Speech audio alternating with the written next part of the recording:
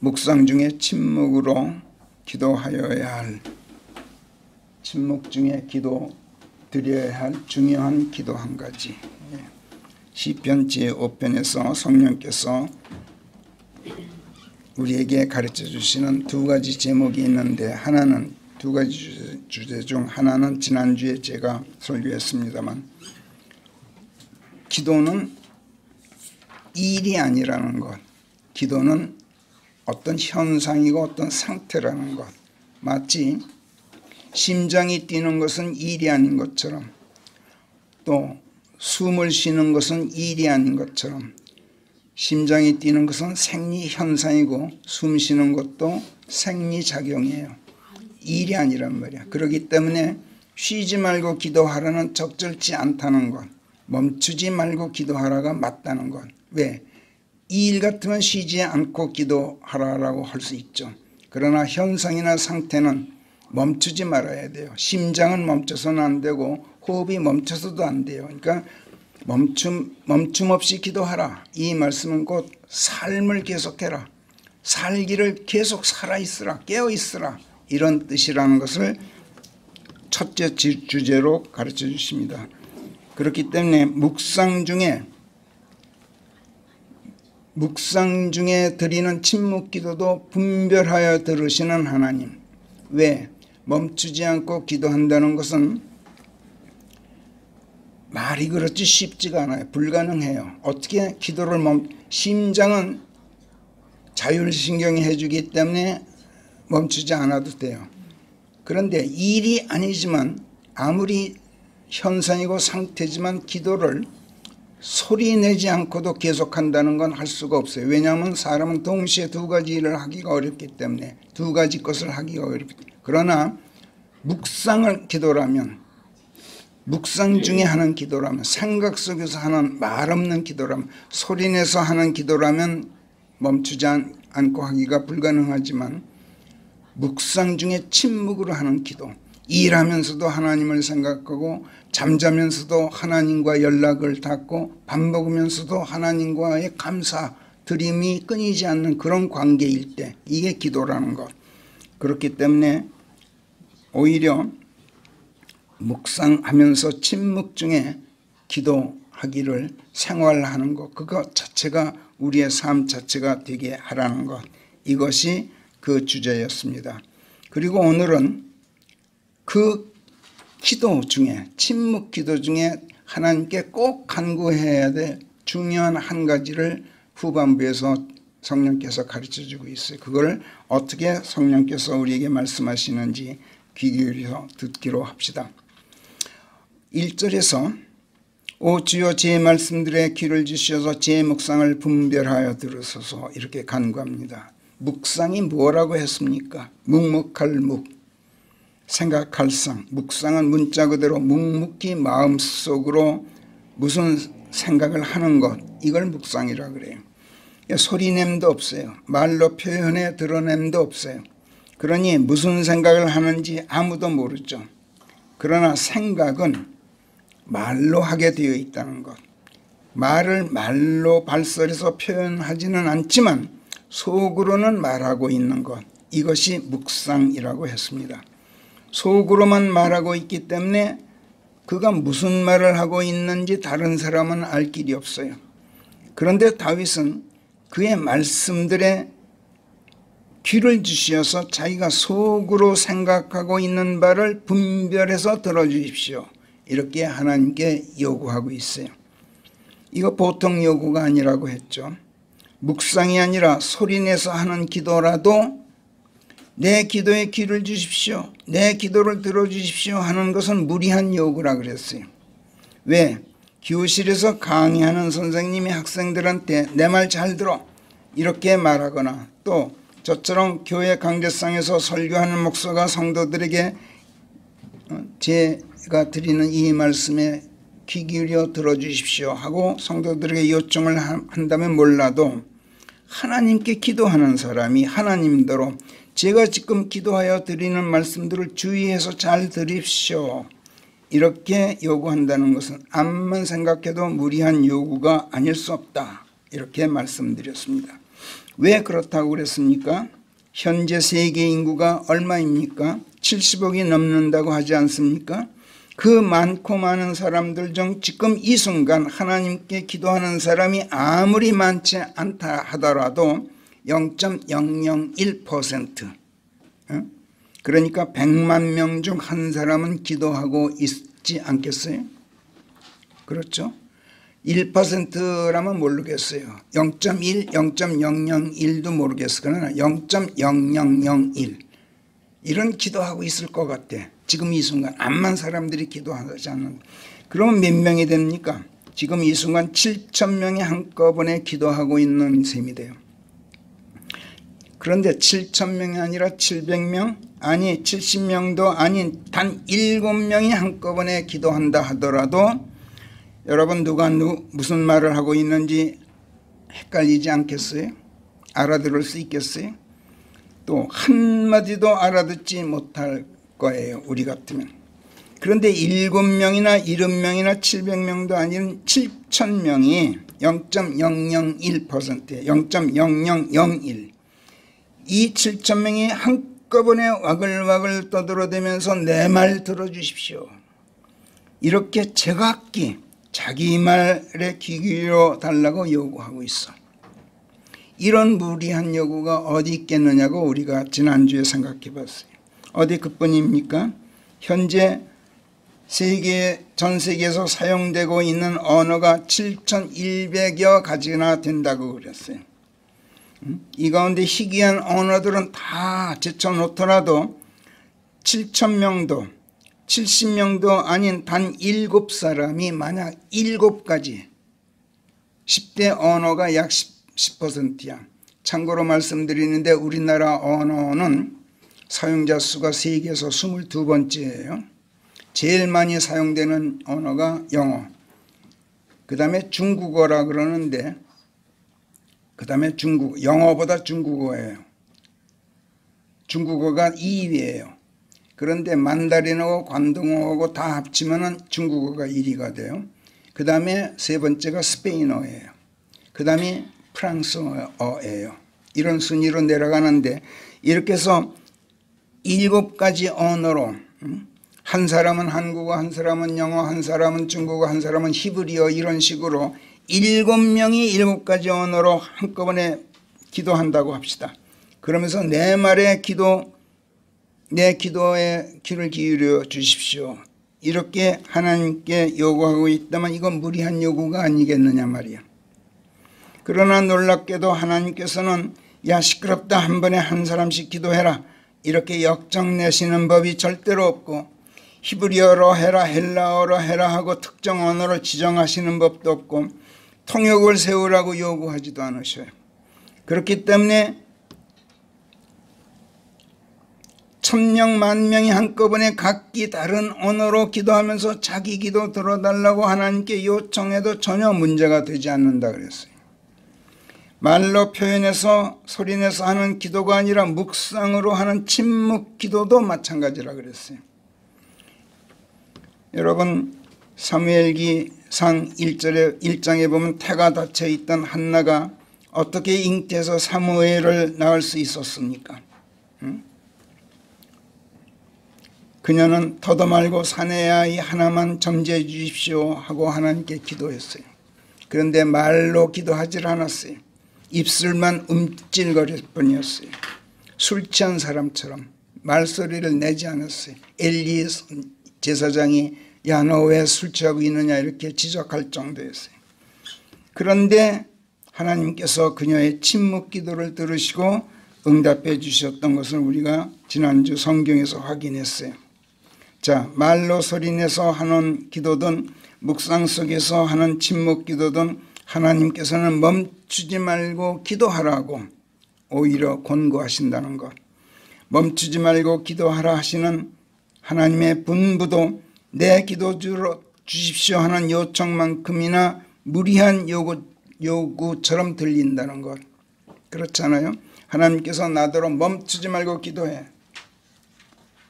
무리한 요구죠. 이거는 내 기도 들어주십시오 하고 요청하는 것만큼이나 무리한 요구처럼 들려요.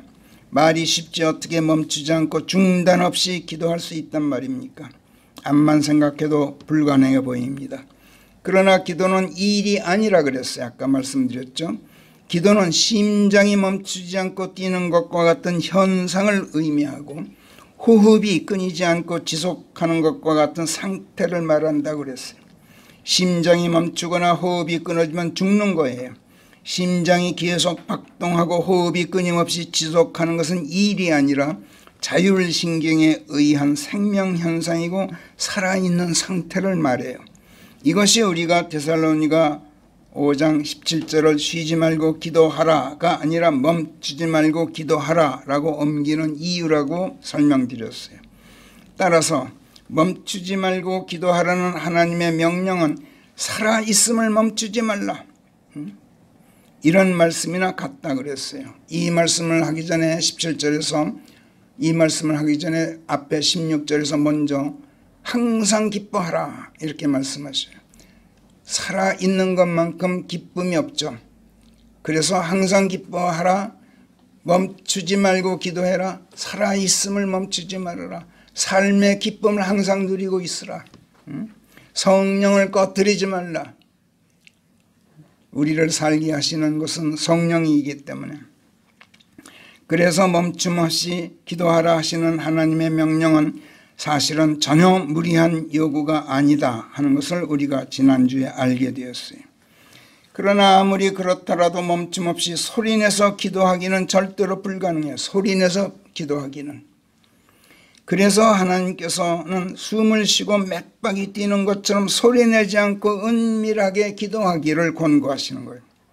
소리 내지 않아도 알아들으시고 음성으로 발설해서 표현하지 않아도 마음속의 생각을 읽고 생각 속에 소리 없는 소리들을 다 들으실 뿐만 아니라 수천 수만 명이 한꺼번에 그러고 있더라도 내 마음속 생각, 내 생각 속에 소리 없는 내 말씀들을 분별하실 수가 있는 분이에요.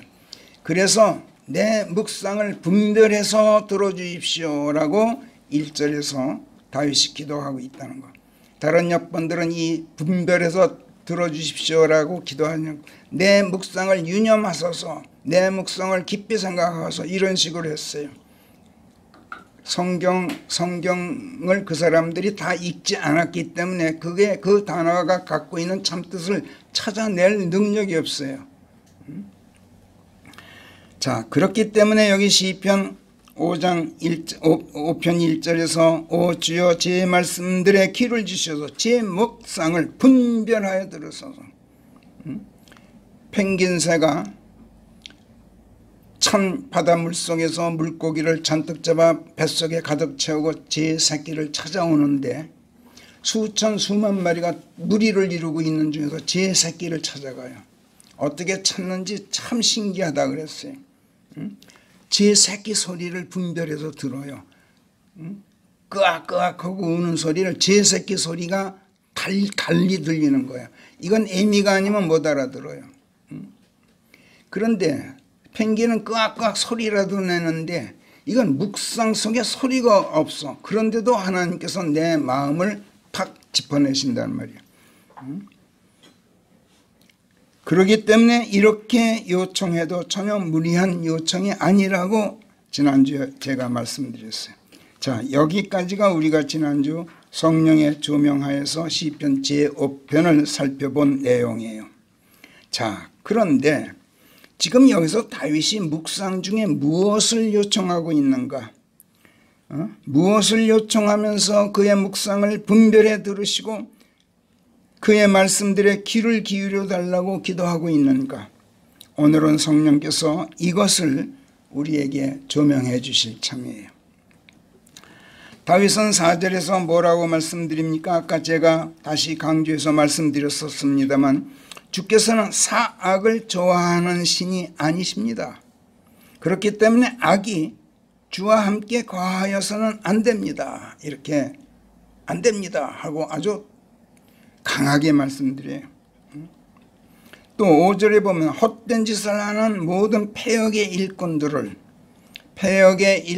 이 패역이란 말 가운데에는 하나님의 길에서 어그러진 길을 걸어가는 패역도 있고 헛된 짓을 일삼는 패역도 있고 여러 가지가 있다 그랬어요. 그 내용이 그 패역이란 단어의 원문 히브리어에 따라서 내용이 달라지는데 이거를 살리기 위해서 헛된 짓을 하는 모든 패역, 이런 헛된 짓을 하는 이란 말을 일부러 제가 부기했다는 걸 말씀드렸었죠. 그 패역의 모든 일꾼들을 주께서 미워하시니 그렇다면은 하나님 앞에 악이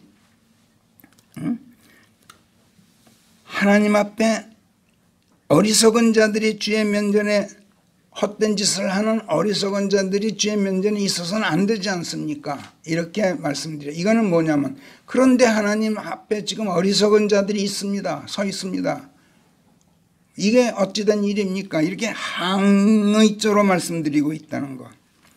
사악한 자들이 교회 안에 들어와 악을 행하면서 하나님과 거하고 있고 패역의 일꾼들이 하나님의 면전에서 헛된 짓을 일삼고 있습니다. 이걸 지적하고 있고 이걸 고발하면서 헛된 짓을 하고 거짓을 짓거리고 다니는 그 어리석은 자들 하나님께서 멸하셔야 합니다. 이렇게 묵상 중에 소리 없는 말씀으로 은밀하게 하나님께 요청하고 있는 거예요. 강한 요청인데도 조용한 중에 침묵 중에 말씀드리고 있단 말이에요. 이게 포인트예요. 자, 그렇다면 다윗이 지금 여기서 고발하고 있는 그들이 누구들을 가리키는 것일까? 지금까지 이것을 밝혀낸 사람이 지금 이 자리에 앉아있는 우리들밖에 없어요. 사실이에요. 이 몇 사람. 우리는 그들이 누구를 말하는지 잘 알고 있어요. 지금까지 수년에 걸쳐 우리말 공인역 킹제임스 성경을 펴내는 사역을 우리에게 맡기고 이끌어오신 성령께서 이것을 우리에게 기회 있을 때마다 가르쳐 오셨기 때문에 그래요. 사악하다. 여기서 이 사악하다는 말 뜻이 대체 뭡니까? 간사할 사자예요. 간사할 사. 거짓사가 아니라 간사할 사. 이렇게 쓸 거야.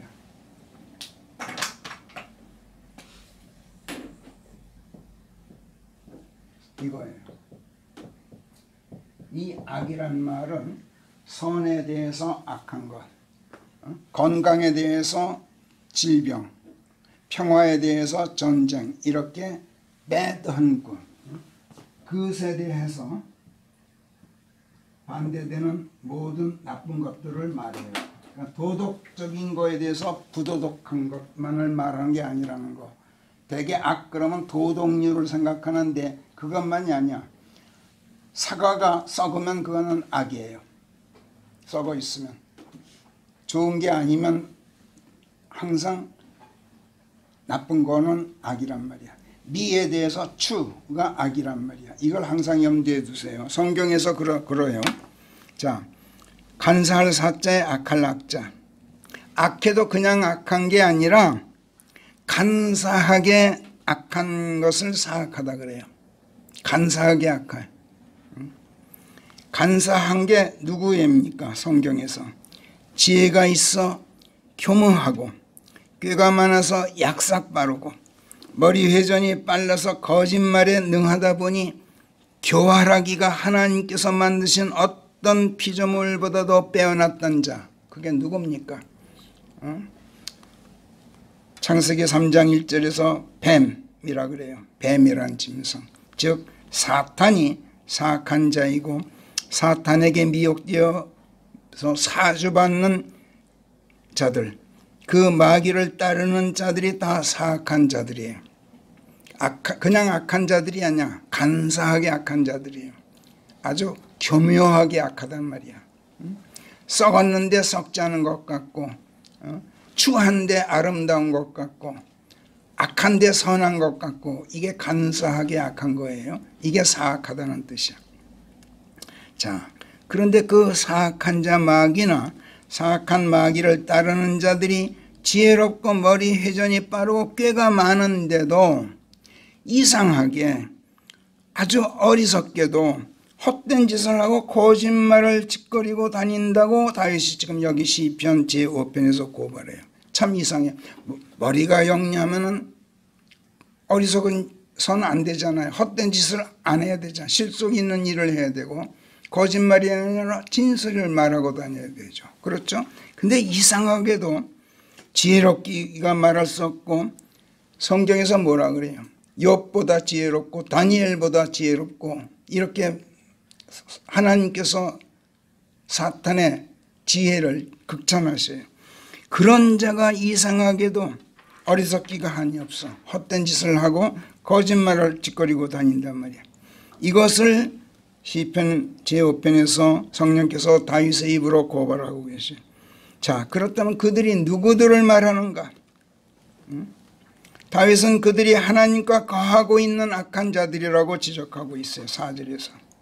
하나님의 면전에 서 있는 어리석은 패역의 일꾼들이라고 5절에서 지적해요. 6절에서는 하나님께서 멸하셔야 할 살기를 품은 거짓된 인간이고 그의 앞잡이가 되어서 거짓을 짓거리고 다니는 자들입니다. 이렇게 그들의 정체성을 밝히고 있어요.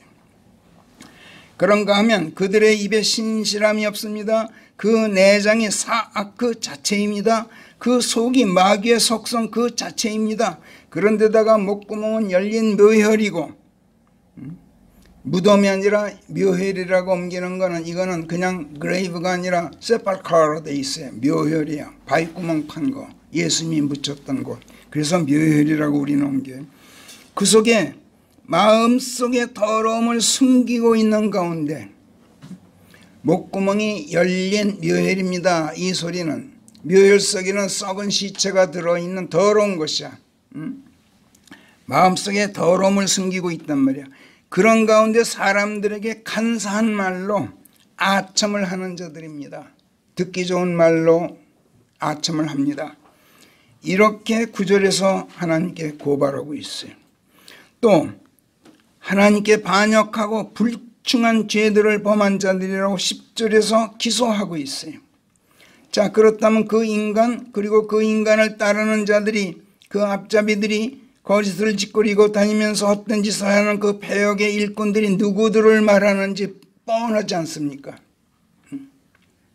우리는 그들이 이미 2000여 년 전 예수께서 마태복음 21장에서 하나님의 성전에 들어가셨을 때 성전에서 팔고 사며 장사하는 자들을 몰아내시면서 하나님의 기도하는 집을 장사꾼들의 집으로 만들고 도적의 소굴이 되게 하였도다 하고 야단치셨던 바로 그 자들. 내 집은 기도의 집이라 불러야 한다 하였거늘 너희는 그것을 도적들의 소굴로 만들어 버렸도다 하셨던 그 종교인들. 2000년 전에는 그들이 유대인들이었습니다만 지금 이 시대에는 기독교라는 이름의 종교인들을 말한다는 걸 우리가 여러 차례 배워서 알고 있어요. 지금으로부터 3000여 년 전 성령께서 다윗으로 하여금 이 종교인들을 하나님께 고발토록 하시고 시편에서 하나님께서 그들을 멸하셔야만 우리가 하나님의 집인 교회에 들어가서 우리가 들어가서 하나님의 자비더미 속에 묻혀 살 수 있게 됩니다. 그리고 하나님의 무서우심 안에서 하늘 드높이 천상의 시온성에 있는 하나님의 성전을 향해 우리가 예배드릴 수 있습니다. 이렇게 지금의 우리들을 대변해서 3000년 전에 하나님께서 호소하도록 성령께서 다윗을 인도하셨던 거예요. 그리고 다름 아닌 그 종교인들이 우리의 원수들인 것을 우리로 하여금 깨닫게 하고 계시고 우리를 하나님의 의 안에서 즉 하나님의 말씀들 안에서 인도하심으로써 살기를 품고 거짓말을 하면서 여기서 살기를 품는다. 지옥으로 끌고 가기 때문에 살인자들이야. 그 살기를 품고 거짓말을 하면서 사람들을 지옥길에 빠지게 하고 있는 그 원수들에게 속지 않고 우리로 하여금 하나님의 생명길을 걸을 수 있도록 해 주십시오. 이렇게 우리를 대변해서 간구하도록 다윗이 이렇게 성령께서 인도하고 계신 것이 지금 우리가 공부하고 있는 시편 제5편이에요. 자, 그런데 성령께서 다윗으로 하여금 먼 훗날에 우리들을 대변해서 3000년 전에 이런 중대한 일들을 하나님께 간구하도록 하시면서 성령께서 그걸 공개적으로 큰 소리 외쳐 말씀드리도록 하지 않으시고 늘 하나님께 기도하도록 하시되 묵상 속에서 침묵으로 기도하게 하시고 계셔요. 침묵 속에서 큰 외침 소리를 내게 하셔요. 속으로는 외치고 있는데 외침이 소리로 발설되지 않고 침묵 속에 있어요.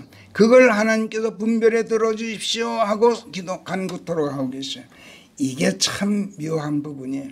그러나 굉장히 우리가 주위에 마음에 담아두지 않으면 안 될 아주 중대한 사실이야. 왜 그러셨을까요? 우리는 이미 그걸 배웠어요. 그 이유를 3000여 년이 지난 뒤 성령께서 3000년이 아니라 2000년 다윗이 이렇게 간구한 것을 2000년이 지난 초대교회 시대 에베소서 6장 12절에서 사도 바울의 입으로 그 이유를 밝히셔요.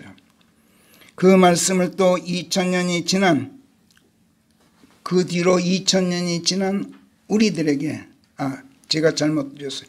다윗이 기도한 지 1000년 뒤에 에베소서 6장 12절에서 그 답을 밝히셨고 그리고 에베소서가 쓰인 이후 2000년이 지난 오늘에 이르러서 우리로 하여금 그 말씀을 읽고 묵상토록 하고 계신 거예요. 그러니까 하나님께는 시간이 없어요. 그때가 지금이고 지금이 그때이고 어제가 오늘이고 내일이 오늘이고 이런 시간이 없어요. 시간과 장소를 넘나드시는 초월자시기 때문에 그래요. 에베소 6장 12절 봅시다. 우리 같이 한번 읽어보세요. 시작. 이는 우리가 살과 피에 맞서 싸우는 것이 아니라 최고 통수권들에 맞서고 권능들에 맞서며 이 세상 어둠의 통치자들에 맞서고 높은 처소들에 있는 영적 사악에 맞서서 싸우는 것이기 때문이니라. 왜 우리가 하나님 저 사악한 자들이 하나님의 면전에 있어서는 안 됩니다. 그들을 멸하셔야 합니다 하는 이 중대한 사실을 왜 침묵으로 기도하도록 하시는가? 우리의 상대는 혈과 육이 아니기 때문에 그래요. 우리의 상대는 영적 사악이야. 높은 곳들에 있는 처소가 영적 존재들이기 때문에 그래요. 그런데 우리가 소리내서 외치면은 혈과 육이 들어 기독교 신자들이 들어 그거를 못하게 하시려고. 왜 못하게 하실까? 그들 건드리지 않도록 심기를 건드리지 않게 하시려고 그래요. 하나님께서는 굉장히 조심스러운 분이에요. 이 일을 그르치는 걸 싫어하셔요.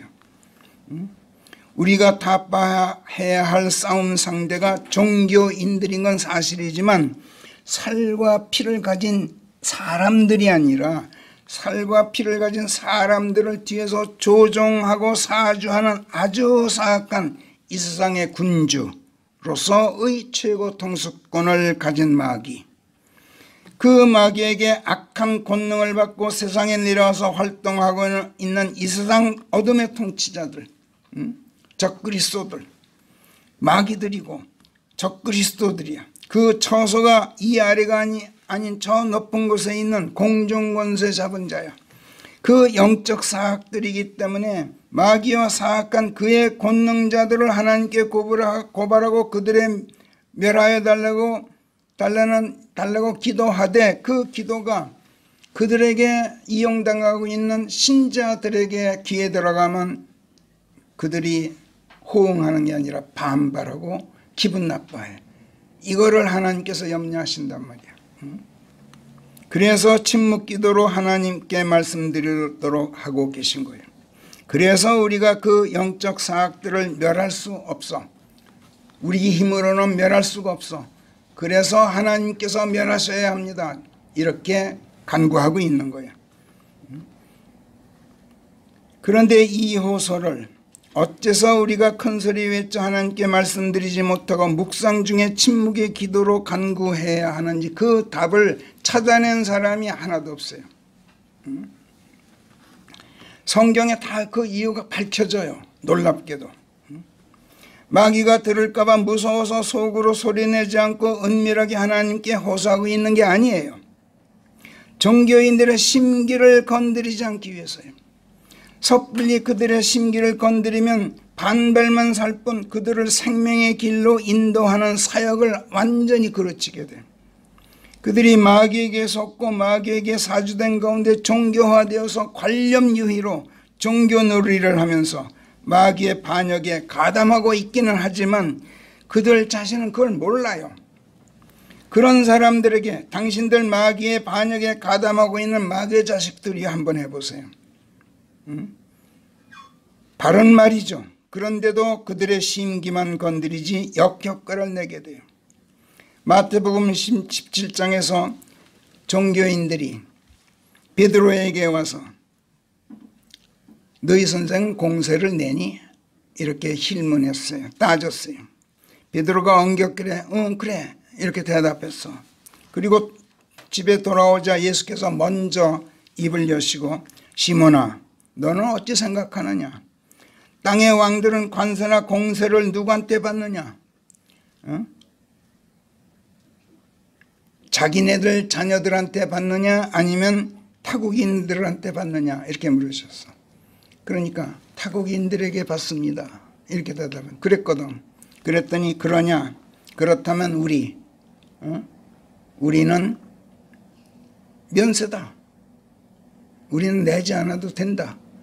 그러니까 내가 공세 낸다고 말한 건 잘못한 거다. 그렇기는 하다. 그러나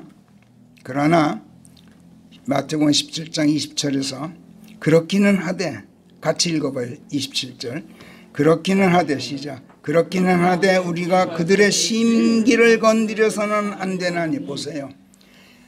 심기를 건드리기 싫어해. 예수님도 그러셨어. 계속해서 시작 너는 바다로 나가 낚시를 던져라. 그리고 처음 올라오는 물고기를 건져 올리라. 네가 그 입을 벌리면 거기서 동전 한 입을 발견하리니 나와 너를 위해 그것을 그들에게 갖다 주어라. 얼마나 놀랐습니까? 이게 하나님의 방식이야.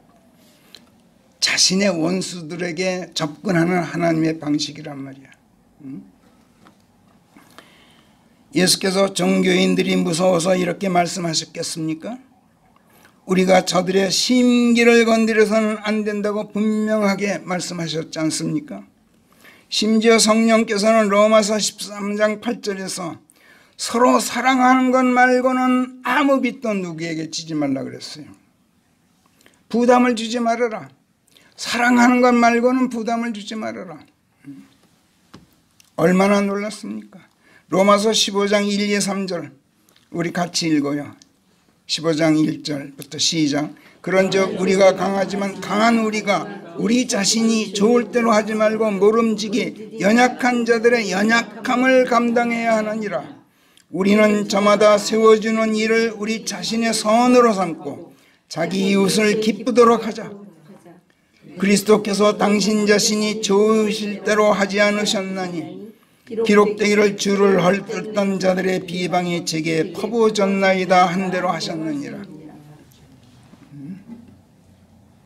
성령께서 이렇게 말씀하셔요. 우리 좋을 대로 해서는 안 된다. 고린도전서 9장에 8장 9절에선 너희의 자유가 양심이 약한 자들에게 걸림돌이 되지 않도록 조심하라 그랬어요. 너희가 옳은 일을 한다고 해서 양심이 약한 자들 걸려 넘어지게 해서는 안 돼. 고린도전서 10장 32절에서는 하나님의 교회 누구에게도 걸려 넘어지게 하는 빌미를 주지 말라 이렇게 경고하셔요. 바울은 복음을 나눠줄 임무가 자기에게 맡겨졌다고 고린도전서 9장에서 토로하면서 18절부터 9장 18절부터 우리 같이 읽어요. 시작. 그렇다면 내가 받는 보상이 무엇이냐? 내가 복음을 전파하면서 값을 받지 않고 그리스도의 복음을 전파하기 위하여 복음 안에서 누릴 내 권리를 남용하지 않는 것, 바로 이것이니. 보세요. 내가 전도자라 그래서 하나님께 그 사명을 받았다고 해서 그 권리를 남용하지 않는 것, 이게 내가 하나님께로부터 받는 보상이라. 참 아주 놀랍게 해설하고 있어요. 19절 시작. 나는 모든 사람들로부터 자유롭지만 그럼에도 내가 더 많은 사람들을 얻으려고 나 자신을 모든 사람들의 종이 되게 하였던 것은 그래서니라. 그래서 유대인들을 얻기 위해 유대인들에게는 유대인처럼 되었나니 율법하에 있는 자들을 얻기 위해 율법하에 있는 자들에게 내가 율법하에 있는 자처럼 되었던 것이요, 하나님에게 있어 내가 율법 밖에 있는 것이 아니라 그리스도에게 있어 율법하에 있는 자인데도 율법 밖에 있는 자들을 내가 얻으려고 율법 밖에 있는 자들에게 내가 율법 밖에 있는 자들에게처럼 되었으며 연약한 자들에는 연약한 그들을 얻으려고 내가 연약한 것처럼 되었나니 어떻게 해서든 몇이라도 구원하려고 모든 사람들에게 모든 것이 되었던 것이라. 내가 복음을 위해 이렇게 하는 것은 복음에서 나오는 것을 모든 자들과 함께 나누어 갖기 위함이니라. 참 놀라운 말씀이야. 이렇게 고린도전서 9장 18절부터 23절에서 토로하고 있어요. 고린도후서 6장에서는 자신의 직분이 착 잡히지 않도록 어떤 일에서도 사람들에게 걸림돌이 되는 것을 놓지 않는다고 선언해요. 그러면서 오직 모든 일에서 하나님의 일꾼들로서의 우리 모습만을 증명해 보이는 가운데 많은 인내와 고난과 궁핍과 어려움들 안에 있으면서도 또 매맞음과 옥에 갇힘과 소동의 휘말림과 수고함과 잠 못 이룸과 굶음들 안에 있으면서도 그러나니 순수함과 암과 오래 참음과 배려하는 마음과 성령과 거짓 없는 사랑에 힘입어서 그리하고 좌우 양손에 들린 진리의 말씀과 하나님의 권능과 의의 병기에 의지하여, 의의 병기, 하나님의 말씀이 의의 병기야. 그 말씀에 의지하여 그리하며 오욕에 처하여도 영에 기대고 악평을 들어도 호평에 의지하여 그리하나니 미혹하는 자들 같지만 그러나 참되고 이름 없는 것 같지만 그러나 유명하고 죽어가는 것 같지만 보라 우리는 살아있나니 징계받는 것 같은데 죽임당하지는 않으며 슬픈 듯 하나 그러면서도 늘 기쁘고 가난한 듯 하나 그러면서도 많은 이들을 부유하게 만들고 있고 아무것도 가진 것 없는 것 같지만 그럼에도 우리는 모든 것을 소유하고 있느니라.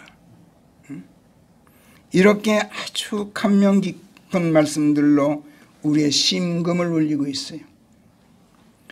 자, 돌아보건대 예수께서 사람이 되셔서 이 땅에 오셔서 종교인들에게 그토록 수모를 당하시고 고통당하신 끝에 그들의 손에 죽임당하기까지 하셨어요. 그렇지만 예수님의 제자들 중 그 누구도 종교인들에게 도전했던 사람이 없어.